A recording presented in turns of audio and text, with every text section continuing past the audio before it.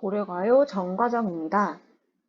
정과정은 정서라는 사람이 지은 작품이고요. 그러다 보니까 다른 고려가요와 다르게 유일하게 작가가 밝혀진 작품이라고 합니다. 그리고 세 가지의 키워드로 정리해 볼 수 있겠는데요. 첫 번째는 감정이입입니다. 감정이입이란 화자와 같은 감정을 공유한 대상에 그 감정을 느끼는 것처럼 표현하는 방식이고요. 여기서는 이제 접동세라는 세를 통해서 화자가 자신의 감정을 이제 이입하고 있습니다. 두 번째는 향가의 전통인데요. 향가의 전통은 우선 첫 번째는 이제 연의 구분이 따로 없다는 것, 그 다음에 두 번째는 마지막 부분에서 감탄사를 활용하고 있다는 것, 그 다음에 4구체, 8구체, 10구체라는 형식적 특징이 있는 것으로 이제 알려져 있습니다. 그런데 정과정이 연의 구분 없이 10줄의 내용으로 전개되고 있거든요. 그래서 이게 10구체 향가의 형식을 따른 것이다 라는 설명이 있습니다. 마지막으로 유배문학의 효시라는 특징을 들 수 있겠는데요. 일단 유배문학이라는 건 어떤 이유에서든 임금과 멀어진 신하가 이제 임금을 그리워하거나 아니면 자신의 억울함을 얘기하는 그런 내용을 유배문학이라 할 수 있겠는데요. 근데 효시라는 건 시작이란 뜻이거든요. 그래서 이 뒤에 나오게 될 유배문학이라는 작품들의 첫 시작이다. 이것은 다른 말로 하자면 이제 멀리 있지만 그럼에도 불구하고 임금에 대한 마음은 변함이 없다는 충신연주지사의 주제를 담고 있다. 정리할 수 있겠네요. 그러면 본문으로 들어가 보겠습니다.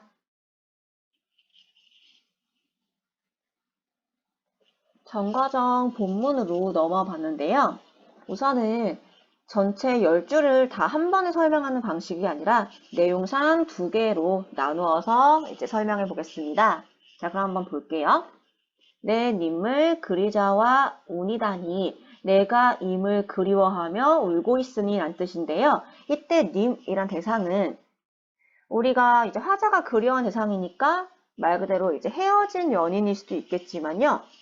앞에서 이 고려가요가 유배문학의 효시다 라는 내용에서 충신연주지사라는 내용을 봤을 거예요. 이때 충신이 신하가 임금을 이제 이때 연주가 임금이고요. 그때 연이 이제 연모하다는 뜻인데 임금을 사랑하는 마음이다 라고 해서 그걸 담은 걸 유배문학이라고 할 수 있겠습니다. 그래서 이때 님을 이 사람이 신하의 입장을 쓴 거라면 즉 충신연주지사라는 제목에서 보자면 임금으로 볼 수 있다는 거죠. 그래서 임금을 그리워하며 울고 있으니 산 접동새에 난 이스타요이다. 산 접동새와 나는 비슷합니다. 라고 말하고 있네요. 어떤 게 비슷한 걸까? 우선은 접동사라는 새 자체가 우리 민족의 한이라는 정서, 이게 뭐 슬픔이나 분노, 여러 가지 여튼 슬픈 감정들을 짬뽕시킨 걸 이제 한이라고 할 텐데요. 그러니까 뭔가 그리워하면 우는 새로 많이 등장을 해요. 이 접동새가. 그래서 나도 그리워하고 접동새도 그리운 대상을 이제 안타깝게 부르는 새로 이제 표상되어 있기 때문에 둘 다 처지가 비슷하다라는 거죠.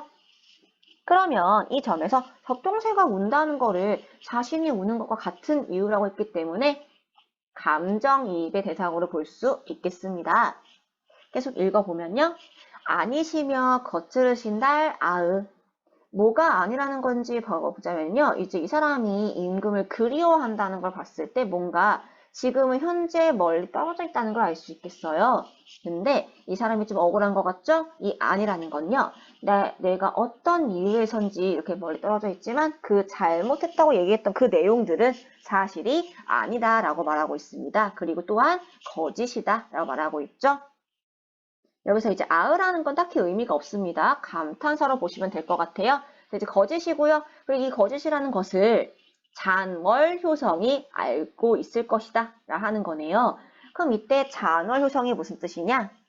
이제 잔월은 달이 거의 질 때쯤에 아주 희미한 빛을 의미하는 거고요. 달빛이고요.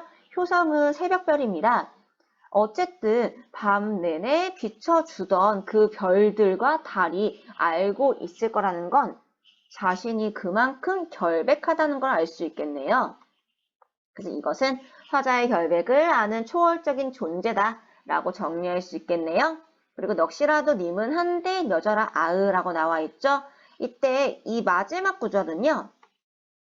우리 이제 같은 고려가요인 만전춘별사에 나오는 식구로 좀 이렇게 유명한 식구를 여기에 차용한 것으로 볼 수 있겠습니다. 어쨌든 몸은 가까이 있지 못하고 있지만 이제 혼백이라도 영혼이라도 님과 함께 있고 싶다 하면서 지금 현재 떨어져 있는 상황을 약간 안타까워하는 것으로 볼 수 있겠습니다.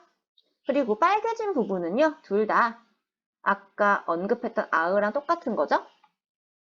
둘 다 감탄사로 쓰인 것이고요. 의미는 이제 연결해서 보지 않으셔도 됩니다. 그냥 좋은 꾸로 보시면 되겠어요. 그래서 첫 번째 부분에 대한 설명이 끝났습니다. 다음 내용도 봐야겠죠.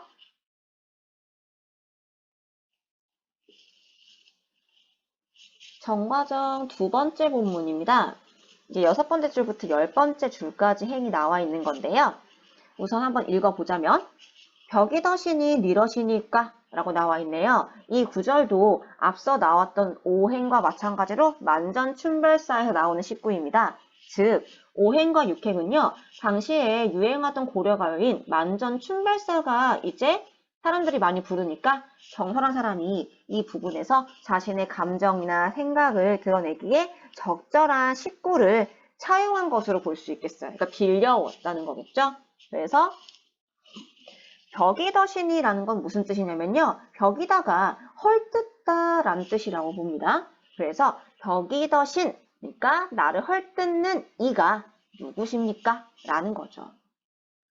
그쵸. 자기가 잘못한 게 없다고 앞에서 말한 걸 보면은 자기는 죄가 없는 건데 도대체 누가 헐뜯는 거냐? 라고 물어볼 수 있겠네요. 그래서 이때 벽이더시니라는 건 화자가 원망할 만한 사람이라는 걸 볼 수 있겠네요.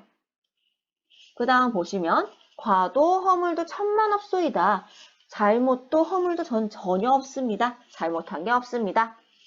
그리고 말인 말이신겨 라는 거죠. 그러니까 이거는 나를 헐뜯는 사람들의 말일 뿐이다 라고 말하면서 사실은 정말 결백하다 라는 것을 강조하는 거죠. 근데 이제 어쨌든 현재 상황은 보시면 살읒 분겨 아으라 나와 있죠. 슬프구나 라는 거죠. 아으는 앞에서 봤다시피 똑같이 감탄사로 보시면 되겠습니다. 좋은 꾸겠죠? 슬프구나. 님이 나를 하마 네 자신이니까 님께서는 나를 정말 벌써 잊으신 것입니까? 잊으면 안 될 것 같네요. 그쵸?